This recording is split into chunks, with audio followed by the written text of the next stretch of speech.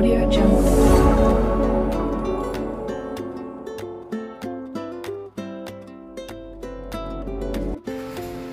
Naghahanap ka ba ng car wash?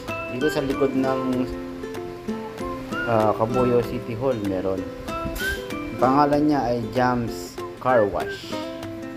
Dito nga pala ako nagpa-car wash. Kasi ikot ako ng ikot sa Cabuyao, wala akong makita. So nakita ko yung car wash na ito. Ang pangalan ay Jams Car Wash. Jams Car Wash, ang may-ari nito yung kaibigan ko, kaklase ko nung high school. Jamie Dosay, naka-blue. Ayun. Busy, hands-on.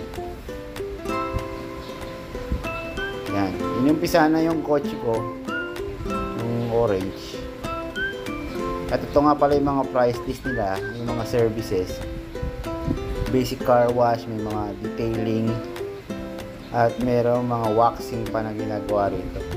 Yan po yung price list. Ito po yung sample ng kanilang ginawang detailing. 2007 model. Yung pintura po nito sobrang ano na po, mapusyaw na.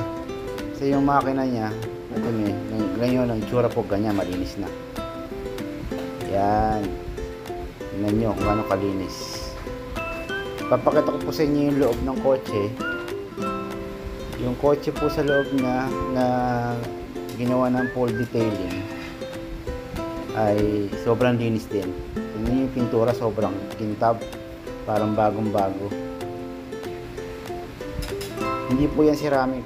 Ginawa lang niya, pour coating lang. So, ito yung ginawang detailing sa loob ng kotse. Yan, sobrang linis po yung loob ng kotse. Imagine 2007 model. Pero sobrang linis pa rin. Okay. Yan po yung 2007 model na Toyota Vios. Ito yung likod. Pag sinabing full detailing, tinatanggal po nila yung mga upuan, ini-scrub po yung mga carpet. Kaya it will take them to 2 days para po magawa yung full detailing na tinatawag. Iwan mo po yung kotse sa kanila, tapos sila na po ang bahala dyan. Pagbalik mo, back to bago na po yung sasakyan mo. Yan. Kasama po dyan yung pagbabap ng mga ilaw, ng body, paglinis ng makina o engine wash, kasama po yan. Kasama rin po yung mga gulong, nililinis din po nila yan. Yan po yung gulong. Nakamags po yung gulong ng may-ari. Ayan.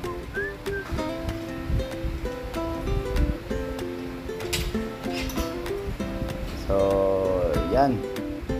Yan po yung sample ng ginawa nilang full detailing ng kotse. Ito nga pala yung area, maluwag naman yung area. Yung po yung classmate ko, si Jay Mendoza. Hands-on siya kasi yung kanyang mga tao is konti lang. So hands-on siya. Sobra po nilang dinidetail ng paglilinis. Gumagamit po sila ng mga air blower. Ayan. Para lang yung mga singit-singit na may tubig, kailangan nila matanggal. Yung black na kotse nito, pabalik-balik na po ito nagpapalinis sa kanila.